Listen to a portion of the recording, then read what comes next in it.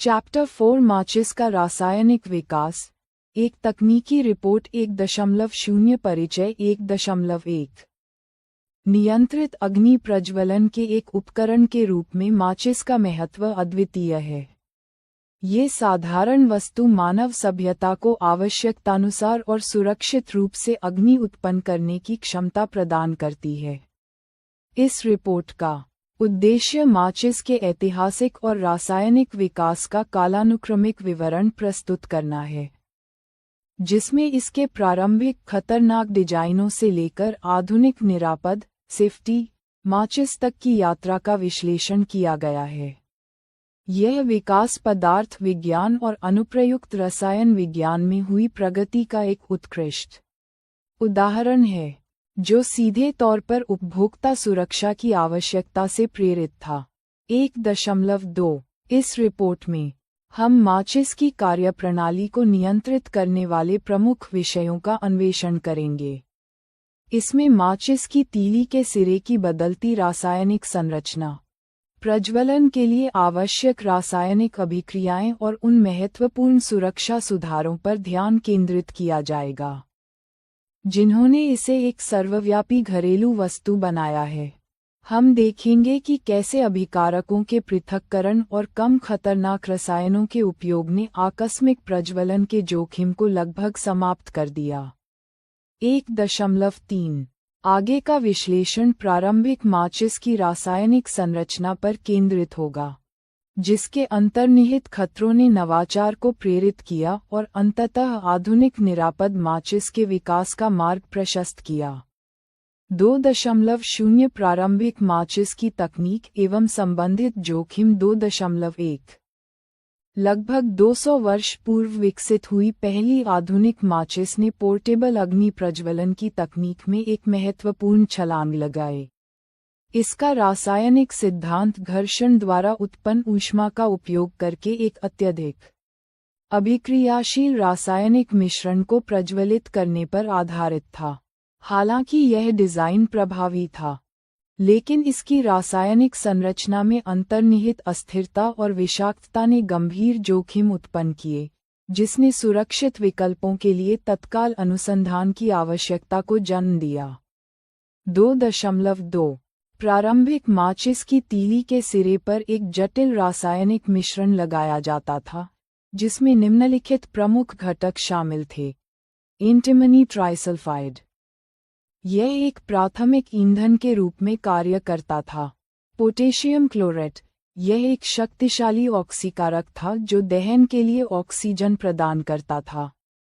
श्वेत फास्फोरस, यह अत्यंत अभिक्रियाशील और कम ज्वलन ताप वाला पदार्थ था जो प्रज्वलन की शुरुआत करता था। गोंद और स्टार्च, इन पदार्थों का उपयोग मिश्रण को एक साथ बांधने और तीली के सिरे पर चिपकाने के लिए किया जाता था। 2.3 इस डिजाइन में प्रज्वलन की क्रियाविधि सीधी लेकिन खतरनाक थी। जब माचिस की तीली को किसी भी खुरदरी सतह पर रगड़ा जाता था, तो घर्षण से उत्पन्न ऊष्मा अत्यधिक अभिक्रियाशील श्वेत फास्फोरस को उसके निम्न ज्वलन ताप तक पहुंचाने के लिए पर्याप्त होती थी। श्वेत फास्फोरस तुरंत प्रज्वलित हो जाता था, जिससे पोटेशियम क्लोरेट और एंटीमनी ट्राइसल्फाइड के बीच एक तीव्र ऊष्माक्षेपी अभिक्रिया शुरू हो जाती थी और माचिस की तीली जल उठती थी।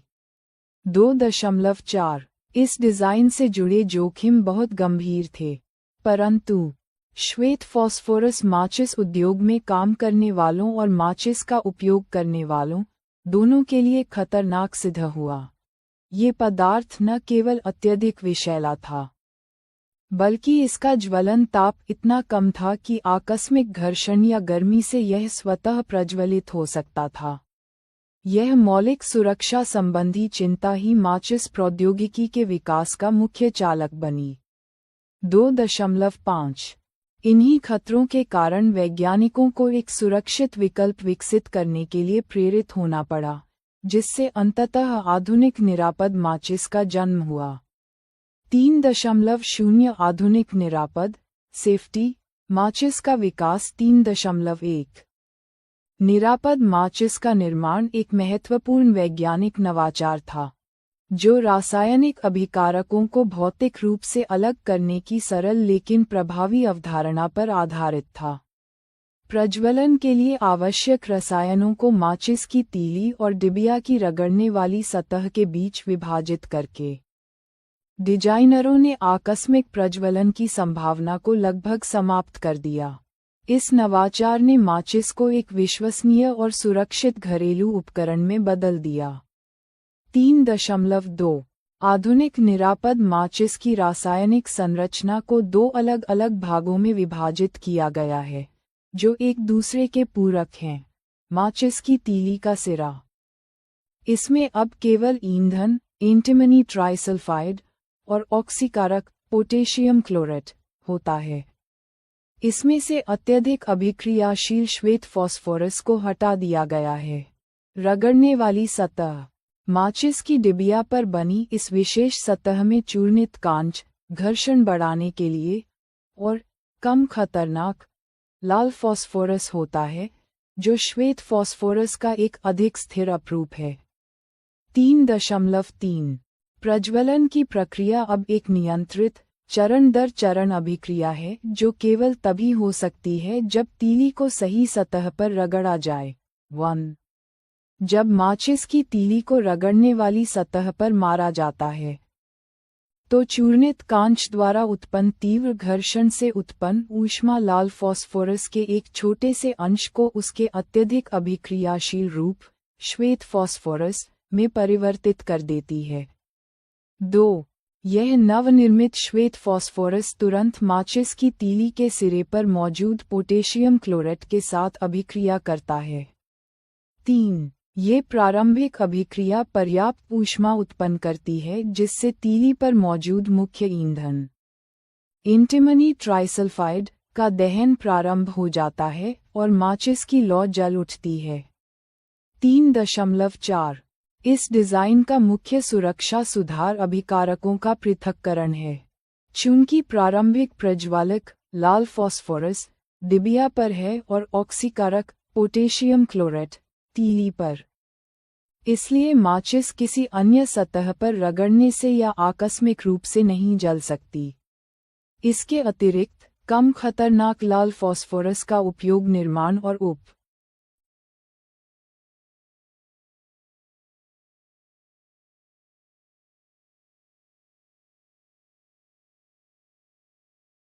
योग दोनों के दौरान विषाक्तता के जोखिम को कम करता है। 3.5 इस परिष्कृत डिजाइन की सफलता उन मूलभूत रासायनिक सिद्धांतों पर आधारित है जो दहन की प्रक्रिया को नियंत्रित करते हैं, विशेष रूप से ज्वलन ताप की अवधारणा। 4.0 अंतर्निहित रासायनिक सिद्धांत। 4.1 माचिस की कार्यप्रणाली दहन रसायन विज्ञान के मौलिक सिद्धांतों पर आधारित है। दहन को उस रासायनिक प्रक्रम जिसमें पदार्थ ऑक्सीजन से अभिक्रिया कर ऊष्मा देता है, के रूप में परिभाषित किया गया है। माचिस की सफलता इसी नियंत्रित दहन अभिक्रिया को शुरू करने के लिए आवश्यक ऊर्जा प्रदान करने की क्षमता में निहित है। इस प्रक्रिया के केंद्र में ज्वलन ताप की अवधारणा है, जो यह निर्धारित करती है कि कोई पदार्थ कब और कैसे जलना शुरू करेगा। 4.2 ज्वलन ताप को उस न्यूनतम ताप जिस पर कोई पदार्थ जलने लगता है, के रूप में परिभाषित किया गया है। माचिस को प्रज्वलित करने के लिए रगड़ने से उत्पन्न घर्षण को इतनी ऊष्मा उत्पन्न करनी चाहिए कि वह अभिकारकों को उनके संबंधित ज्वलन ताप तक पहुंचा सके।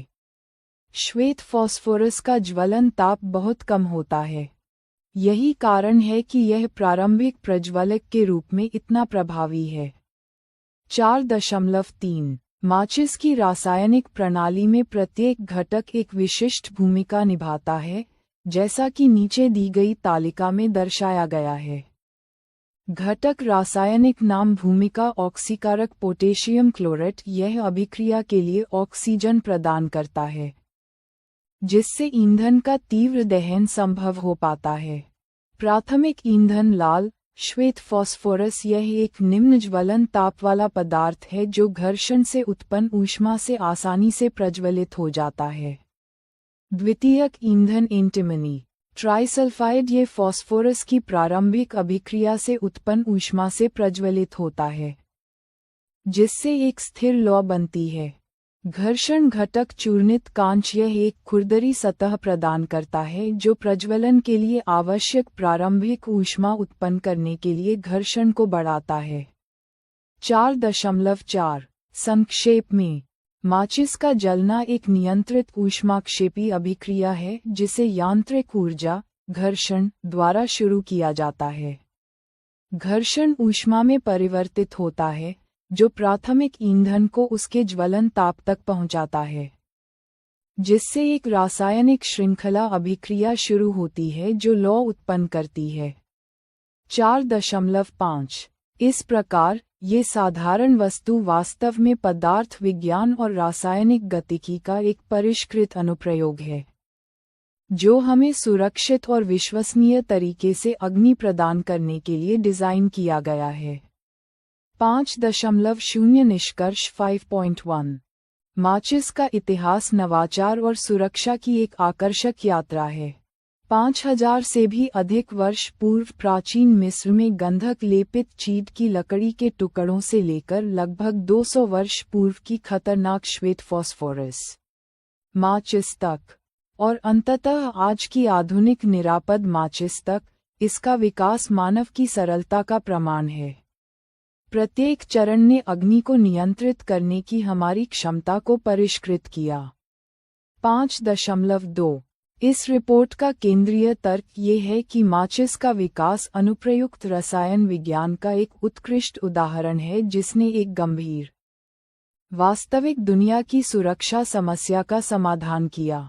खतरनाक और अस्थिर श्वेत फॉस्फोरस को एक सुरक्षित, पृथक अभिकारक प्रणाली से प्रतिस्थापित करके, जिसमें कम खतरनाक लाल फॉस्फोरस का उपयोग किया गया, वैज्ञानिकों ने एक दैनिक उपकरण को मौलिक रूप से सुरक्षित बना दिया। 5.3 अंततः माचिस सिर्फ एक तीली से कहीं बढ़कर है। ये पदार्थ विज्ञान, ऊष्मागतिकी और अभिक्रिया गतिकी के जटिल सिद्धांतों का एक ठोस उदाहरण है। इसकी कहानी हमें याद दिलाती है कि कैसे वैज्ञानिक समझ सबसे सामान्य वस्तुओं को भी बेहतर और सुरक्षित बनाने के लिए लागू की जा सकती है, जिससे हमारे दैनिक जीवन पर गहरा प्रभाव पड़ता है। दहन और ज्वाला, एक व्यापक ब्रीफिंग कार्यकारी सारांश। ये दस्तावेज दहन और ज्वाला की रासायनिक प्रक्रिया, इसके लिए आवश्यक शर्तों, नियंत्रण के तरीकों और इसके विभिन्न प्रकारों का एक व्यापक विश्लेषण प्रस्तुत करता है। दहन एक रासायनिक प्रक्रम है जिसमें कोई पदार्थ ऑक्सीजन से अभिक्रिया कर ऊष्मा उत्पन्न करता है। इस प्रक्रिया के लिए 3 प्रमुख आवश्यकताएं हैं। एक दाह्य पदार्थ, ईंधन, ऑक्सीजन, वायु से की आपूर्ति, और ज्वलन ताप, वह न्यूनतम तापमान जिस पर पदार्थ आग पकड़ता है, तक पहुंचना। आग पर नियंत्रण इनमें से किसी एक या अधिक आवश्यकताओं को हटाकर किया जा सकता है। जल सबसे आम अग्निशामक है जो ईंधन को ठंडा करता है, लेकिन यह विद्युत और तेल की आग के लिए अनुपयुक्त है। इन स्थितियों में कार्बन डाइऑक्साइड CO2 सबसे प्रभावी अग्निशामक है क्योंकि यह ऑक्सीजन की आपूर्ति को काट देता है। दहन के मुख्य प्रकार तीव्र दहन, स्वतः दहन और विस्फोट हैं। ज्वाला का निर्माण उन पदार्थों द्वारा होता है जो जलने पर वाष्पित होते हैं। इसके 3 मुख्य क्षेत्र होते हैं: आंतरिक, सबसे कम गर्म, मध्य, आंशिक दहन, और बाह्य, पूर्ण दहन और सबसे गर्म। ईंधन की दक्षता को उसके ऊष्मीय मान में मापा जाता है, से निर्धारित किया जाता है। एक आदर्श ईंधन सस्ता, सहज उपलब्ध, उच्च ऊष्मीय मान वाला और कम प्रदूषणकारी होता है। ईंधन का दहन पर्यावरण पर महत्वपूर्ण हानिकारक प्रभाव डालता है, जिसमें वायु प्रदूषण, कार्बन मोनोऑक्साइड और सूक्ष्म कणों से अम्ल वर्षा, सल्फर और नाइट्रोजन के ऑक्साइड से और विश्व उष्णन कार्बन डाइऑक्साइड की वृद्धि से शामिल हैं। संपीड़ित प्राकृतिक गैस सीएनजी जैसे स्वच्छ ईंधन इन प्रभावों को कम करने में सहायक हैं। 1. दहन की अवधारणा परिभाषा और प्रक्रिया। दहन एक रासायनिक प्रक्रम है जिसमें पदार्थ ऑक्सीजन के साथ अभिक्रिया करके ऊष्मा और प्रकाश उत्पन्न करता है। जिस पदार्थ का दहन होता है उसे दाह्य पदार्थ या ईंधन कहा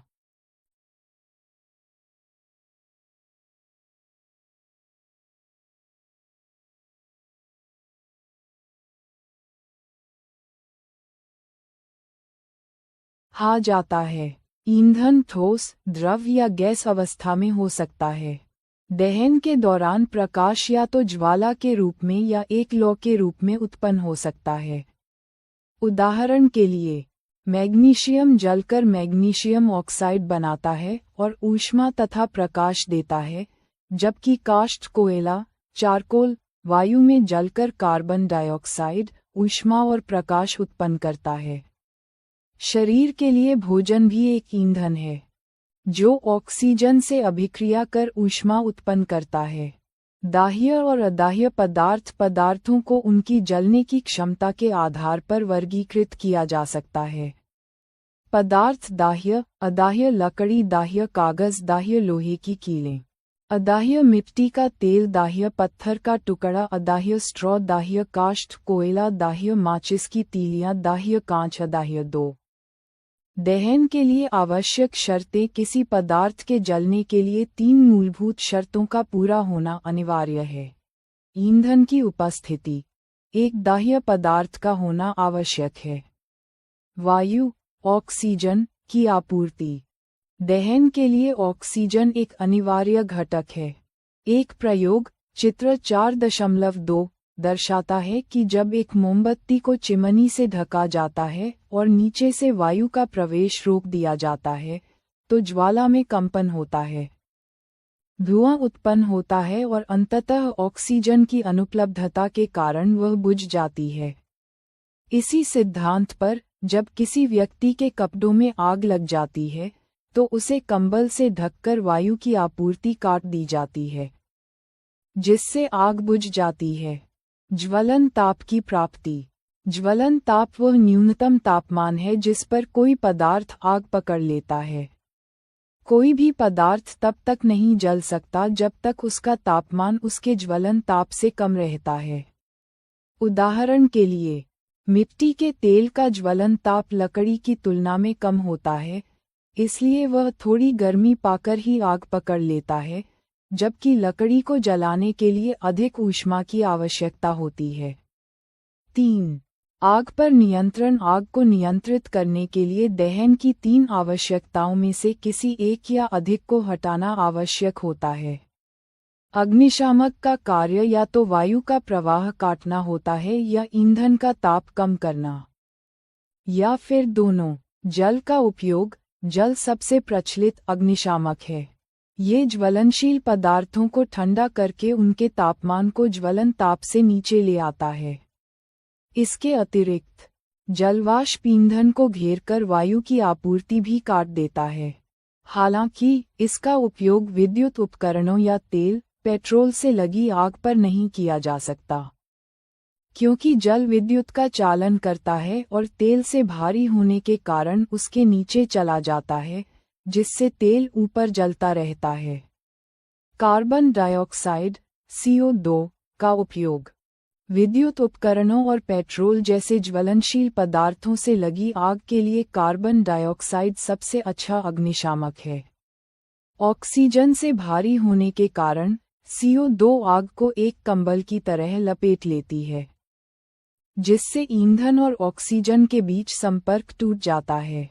उच्च दाब पर सिलेंडरों में द्रव के रूप में संग्रहीत CO2 छोड़े जाने पर बहुत अधिक फैलती है और ठंडी हो जाती है, जिससे ये ईंधन के ताप को भी कम करती है। सोडियम बाइकार्बोनेट, बेकिंग सोडा जैसे रसायनों के पाउडर का छिड़काव करके भी CO2 उत्पन्न की जा सकती है। 4. दहन के प्रकार। दहन की प्रकृति के आधार पर इसे निम्नलिखित श्रेणियों में वर्गीकृत किया गया है। तीव्र दहन, जब कोई पदार्थ तेजी से जलकर ऊष्मा और प्रकाश उत्पन्न करता है, जैसे कि गैस स्टोव पर गैस का जलना।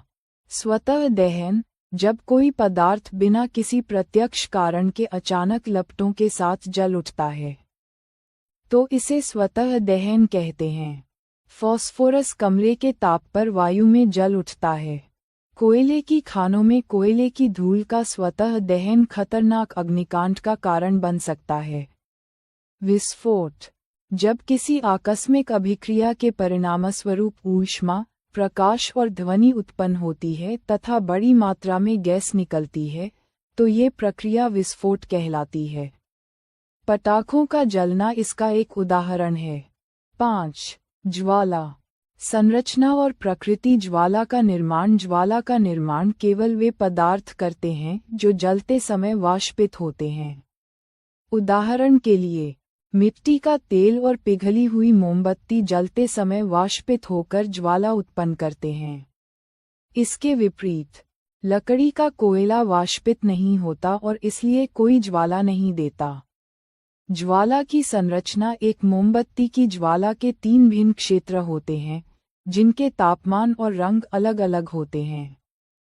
क्षेत्र, रंग, दहन का प्रकार, तापमान, विशेषताएं। बाह्य क्षेत्र नीला, पूर्ण दहन, सबसे गर्म भाग। ये ज्वाला का सबसे बाहरी और सबसे गर्म हिस्सा है। मध्य क्षेत्र पीला, दीप्त, आंशिक दहन, कम गर्म। ये ज्वाला का चमकीला भाग है और इसमें बिना जले कार्बन कण होते हैं। आंतरिक क्षेत्र काला दहन नहीं, सबसे कम गर्म, इसमें बिना जले मोम के वाष्प होते हैं। सुनार, सोने और चांदी को पिघलाने के लिए ज्वाला के सबसे बाहरी भाग का उपयोग करते हैं क्योंकि यह सबसे अधिक गर्म होता है। 6. ईंधन, दक्षता और पर्यावरणीय प्रभाव। ईंधन और आदर्श ईंधन घरेलू और औद्योगिक उपयोगों के लिए ऊष्मा ऊर्जा के प्रमुख स्रोत जैसे लकड़ी, कोयला, पेट्रोल, डीजल और एलपीजी ईंधन कहलाते हैं। एक आदर्श ईंधन वह है जो सहज उपलब्ध, सस्ता, सामान्य दर से सुगमतापूर्वक जलने वाला, अधिक मात्रा में ऊष्मा उत्पन्न करने वाला और जलने के उपरांत कोई अवांछनीय पदार्थ न छोड़ने वाला हो। व्यवहार में कोई भी ईंधन आदर्श नहीं माना जा सकता। ईंधन दक्षता, ऊष्मीय मान। किसी ईंधन की दक्षता उसके ऊष्मीय मान से मापी जाती है। ये किसी ईंधन के 1 किलोग्राम के पूर्ण दहन से प्राप्त ऊष्मा ऊर्जा की मात्रा होती है। इसका मात्रक किलोजूल प्रति किलोग्राम है। विभिन्न ईंधनों का ऊष्मीय मान भिन्न होता है, जैसा कि नीचे दी गई सारणी में दर्शाया गया है। ईंधन ऊष्मीय मान: गोबर के उपले 6000, 8000 लकड़ी 17000, 22000 कोयला 25000, 33000 पेट्रोल, मिट्टी का